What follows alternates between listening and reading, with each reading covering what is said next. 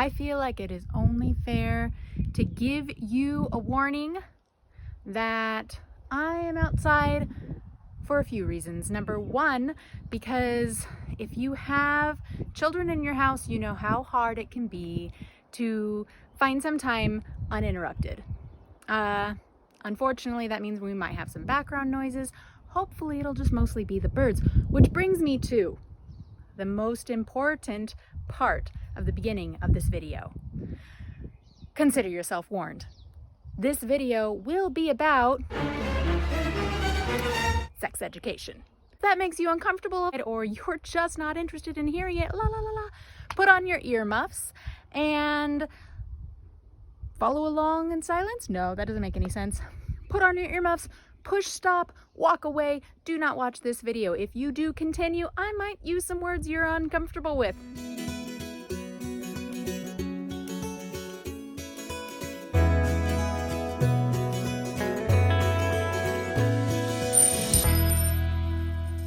Okay, first thing we need to do, let's define sex education. What does sex education mean? Does it mean that we're teaching our children about what sex is? Check. Yes, we are. Does it mean we're teaching them about sexuality and all the different body parts that are involved in the actual act of sex? Check. Yes, it does. Does it mean that we're teaching them about general body awareness and puberty and hormones and the changes that they go through and all those kinds of things? Check. Yes, it does.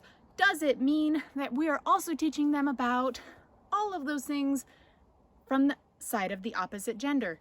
Check. Yes, it does. Here's your second warning. If you're uncomfortable with that, stop, cease, desist, and walk away. But if you're good with it, stick with us, follow along. Make sure you give this video a thumbs up at the bottom, like and subscribe to our channel so that you can see all the videos that we come up with. Oh, apparently my dog's outside for some reason. Through the years, through the time, so that you can follow along and see all of our videos. That makes more sense. I'll be right back. Well, people, it turns out that even when you totally leave the house, there's no avoiding interruptions, even if it's just from your puppies. Anyway, what were we saying? What is sex education? I think you understand that. I know I understand that. If you're not really sure, Google it. So, the next question I have is, why does it matter? Why are we even having this conversation? Because it's one of those topics that I feel like people just brush under the rug. They're not comfortable with it. They don't want to talk about it. Less is more when they think about information on sex education. And I disagree. Because I want my children to be well informed. I want to empower them by having them understand their bodies. I don't want them to be ashamed of or embarrassed by their bodies in any way, shape, or form. And in order to promote that pride in self, they need to know about themselves. And there are no taboo topics when it comes to yourself. So what I have for you today are 5 different resources that I have used either for or with my children and that I have used for myself. The first set of books I have is the It's Perfectly Normal series. I love these books, every single one of them. These books have been on my shelf for years. They've been available to my children to read at their discretion whenever they want. This year, for our homeschool, we are going to take a more active role, and I will be looking over this book actively with the bookworm and this book actively with Bean Bean. Now, you may ask the question that I'm often asked is, what if you have a child who's 4, we got 4 and up right here, but you have a book on the shelf that's for ages 10 and up? Aren't you going to expose them to something inappropriate? Here's my answer to that question. Somebody said to me once that when you provide children with information, they'll only absorb what they're ready to absorb. That applies to most all things. There's no such thing as too much information when that information is available. I'm not talking about when you're actively teaching it, then there's such thing as too much information if you're forcing your child to learn some things they're not ready for. But just having this material available for your child's discretion makes it easy for them to self-monitor. The next books I have are Body Drama. This is definitely one geared towards older girls. This is specific to girls. There's nothing wrong with a guy looking at this book because it's not sexualized really in any way. It's just informative, and there's absolutely nothing wrong with learning about people of the opposite gender. Then another book. It's called Everything You Never Wanted Your Kids to Know About Sex, but were afraid they would ask. I really, really liked it. So let's take a closer look at each one of these books, shall we? Okay, the first book we're going to take a look at is called It's Not the Stork. It's for ages 4 and up. A book about girls, boys, babies, bodies, families, and friends. It's by Robbie H. Harris, illustrated by Michael Emberley. So if we open it up, let's see. The first thing we're going to see are some adorable illustrations right here of a bird and a bee. I hope you appreciate the humor. We have the table of contents, and as you can see, there's a variety of topics we're looking up here. We're looking at eggs and sperm and the big swim. Take a guess on what that means. Cuddles and kisses, all kinds of families, okay touches, not okay touches. There are some pictures in this book that are, I think, perfectly appropriate for children, but I'm not going to show them on YouTube because I would use it at a parent's discretion. Comparing boys and girls, talking about how they're the same and how they might be different. Here is the backside of some children here, and it's talking about the different parts of their bodies. On the next page, which I'm not going to show you here, is their front side. The cartoons are pretty consistent throughout, so this is the level of detail we're looking at here. Girls and boys growing up and showing the ages and stages and what they look like as they get older. This one we have on a few different pages you'll see it shows like the inside parts. So I like that it keeps it very scientific. It does use the words penis and uterus and ovaries and vagina, and it talks about how babies are made in a very simple format. Okay, keep in mind this is geared towards children ages 4 and up. That is not a set age. This could be used at whatever age you feel is appropriate for your child. Goes on to talk about babies growing in the womb. It gives some time to talk about all different kinds of families, which I appreciate this book's dedication to diversity and family structure. As we all know, families do not all look alike. And most importantly, in my opinion, it dedicates a fair amount of time to okay touches and not okay touches, making sure that children know it's their bodies. They are welcome to say no to anyone at any time when it comes to other people touching their bodies. Even if those not okay touches are from a person just wanting to give them a hug and they don't want it, please encourage your children to feel confident in their ability to say no to anyone, grandma and grandpa included. All right, book 2. It's So Amazing, geared for ages 7 and up. A book about eggs, sperm, birth, babies, and families, also by Robbie H. Harris and Michael Emberley.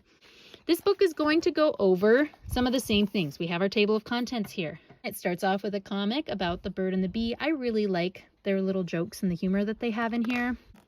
The Amazing Egg Trip. It does go into details. I'm passing up some of those detailed images just because I'll leave those for you guys to discover all by yourselves. Talking about girls and having their period. If you have a boy, please teach your boys about menstruation. And if you have a girl, please teach your girls about what boys go through in puberty as well. It's always better if we can understand each other. I really appreciate that it talks about all different kinds of love. It is dedicating a chapter to LGBTQ, the big race, sperm meets eggs. All right, we've got the development of a baby, pregnancy, twins and more, birth and the process of birth, especially if you have a baby on the way. This one can answer a lot of questions about how did the baby get there, and maybe prevent your children from asking you to send it back because they'll see that that is not really a doable task. Celebrating. It talks about people or different ways to get pregnant in this one. It even talks about like in vitro fertilization. It talks about adoption when it talks about different family structures. And then we're at the end of our book. Okay, the last book that I have for younger children is It's Perfectly Normal for ages 10 and up. Changing Bodies, Growing Up, Sex and Sexual Health. Also by Robbie H. Harris and Michael Emberley. Let's start off in the table of contents. Lots of question, what sex, puberty, or bodies? You can see right away, even the structure of it is geared towards older kids. Staying healthy, planning ahead, decisions, all that kind of stuff. All right, it talks about strong feelings, sexual desires, how that's normal, the human body, all kinds of bodies, using appropriate words, and dealing with jokes. All right, the travels of the egg, female puberty. It shows pads and tampons and how those all work. And then, of course, it jumps to the travels of sperm, male puberty. All right, new changes, new feelings. It does touch on masturbation. No pun intended. Families and babies. All sorts of families taking care of babies. Again, it's that same information that was in the younger books, but it's told with more details and in a way geared towards older kids. Obviously, what your 10-year-old is ready to learn is not going to be the same as what your 4-year-old is ready to learn or is what's appropriate. Staying healthy and ways to keep your body healthy, and it goes back to appropriate behavior. Notice it's talking about texting, messaging, emailing, and online as well, which is definitely something we want to cover with our kids. So, even if some of the materials in here are something you disagree with, on a personal level, this still gives you an opportunity to have those discussions with your kids and have a fact-based resource to share with them. All right, the next book we're going to look at here is Body Drama. Body Drama by Nancy Amanda Red. So let's look at our table of contents. We've got skin, boobs, down there, hair, mouth, nails, shape. And then each chapter is broken down. It's colorful, talking about different metabolisms and the importance of loving your body for what it is, and at the same time making healthy decisions, dealing with depression. And these are all very real things that we want our children to be able to talk about that maybe they're not comfortable talking to somebody about, and it directs them on who they can talk to and be safe with and how they can deal with other concerns they might have about themselves. The last book we're looking at here is Everything You Never Wanted Your Kids to Know About Sex, but Were Afraid They Would Ask by Justin Richardson and Mark Schuster. I'm not going to flip through the book because it's just like any other book for parents. It's very wordy. I just wanted to say that in my opinion, and I believe in the opinion of these authors, and I said it earlier, the best thing we can do for our children is provide them with a fact-based education and an open conversation environment. So it's going to depend on your individual child, of course. My 17-year-old is very open about asking questions and having conversations about things that some people might not be comfortable talking about. And sometimes she asks these questions and they make me uncomfortable. Flashback to when I was a teenager and I was just too scared to talk about anything. But I have to hide that from her, and I have to make sure that I'm able to have those conversations in a casual and open way, or she's going to shut down. Because if I show discomfort, she's not going to feel comfortable having that conversation with me. Our 14-year-old is a very different personality. She doesn't want to have that conversation. It does make her uncomfortable. We have had to have a few of those conversations because she's 14, and as you know, when you're 14, puberty happens, and we got to talk about that a little bit. And so our conversations with her are a little bit more limited, but I'm hoping so long as we keep things casual and open and there's no taboo words or topics, we can talk about whatever, that when she's ready, she'll feel empowered and welcome to have those conversations either with us as the parents or maybe just with her sisters, and that's fine too. At least I know that because her sister's open to that information, she's well educated, so the information she's passing on is high quality. Then I have an 11-year-old and a 9-year-old, and fortunately, even at a very young age, they have no problem talking about anything with little to no embarrassment, and I am super grateful for that. I hope that continues as they get older, and I hope that you're able to foster and develop that type of relationship with your children when it comes to talking about sex and puberty and all the different fun things that come along with that. If you have other book recommendations, please leave them in the comment box below. I'd love to see what you guys recommend. If this video was helpful to you and useful, give it a thumbs up. Subscribe to our channel. Check us out at Homeschool Happy Hour on Instagram, and have a beautiful day. I'll talk to you later.